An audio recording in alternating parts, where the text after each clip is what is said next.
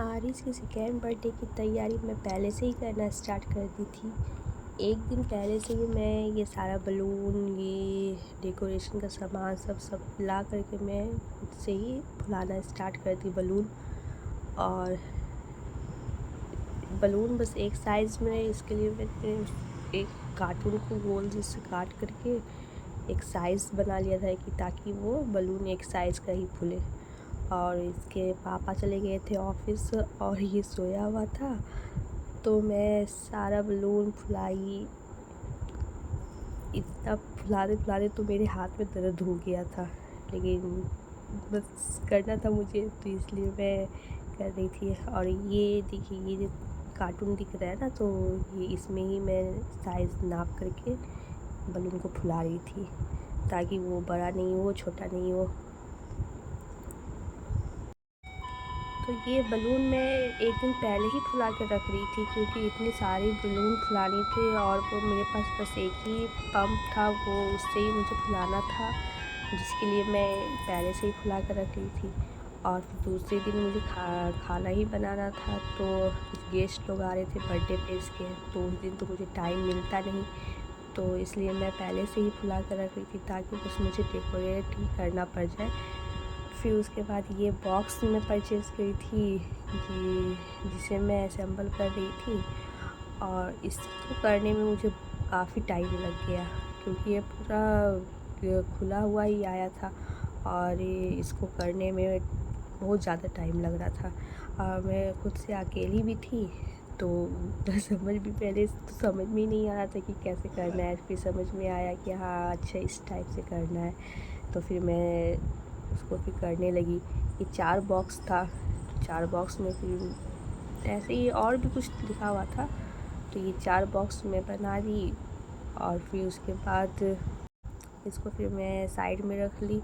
फिर wall decoration करने लगी। वॉल डेकोरेशन में मुझे सेम कलर तो मिला ही नहीं था, तो फिर मैं सोची क्या करूँ, तो फिर ये सिल्वर कलर का ही लगाने लगी। और फिर जब इसके पापा आ गए थे, तो फिर मैं बोली कि अच्छा थोड़ा सा आप मेरी हेल्प कर दो, क्योंकि मैं बलून लगा देती हूँ अब, क्योंकि बलून फिर रखा रखा फूट जा रहा था और वो सारा क्वांटिटी उसका कम होते जा रहा था और मुझे वॉल पे लगाना था। तो मैं बोली कि आप बर्थडे का डेकोरेशन कर दो, वो बर्थडे जो लिखा हुआ है। तो मैं जब तक बलून को इस बॉक्स में डाल दी, देखो ये कितना सुंदर लग रहा है।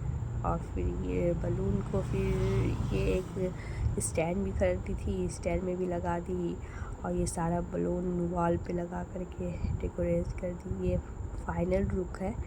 अभी केक वेक अभी नहीं अरेंज करी हूँ, लाई हूँ, अभी ये बस डेकोरेशन जो करी हूँ वो है। ये देखिए,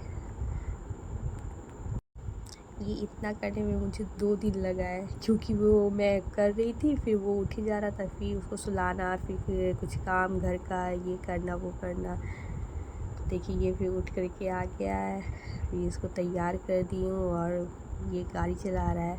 अब गेस्ट लोग कोई भी नहीं आए हैं,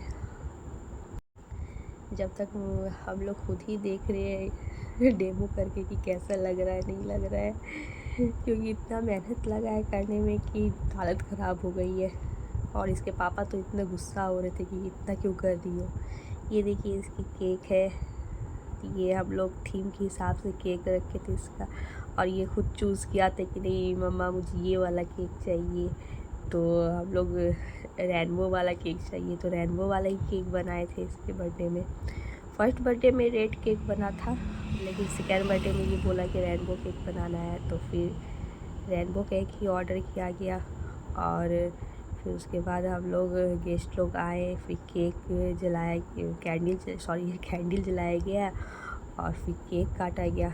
और ये जलाने पे तो इसको डर ही लग गया था, इतना डर गया था ये, तो पापा के इसमें अपनी देखिए पापा की गोदी में एकदम सटक के किया। वो नीचे तो उतर ही नहीं रहा है। ये फिर हम लोग बर्थडे सेलिब्रेट करें खुद से। फिर आरिस बैठ गया कुछ गिफ्ट अपने देखने के लिए। ज़्यादा लोगों को किसी को बुलाई नहीं थी, क्योंकि ये बुलाए थे बस अपने कलीग को। मिलते हैं नेक्स्ट वीडियो में, बाय बाय।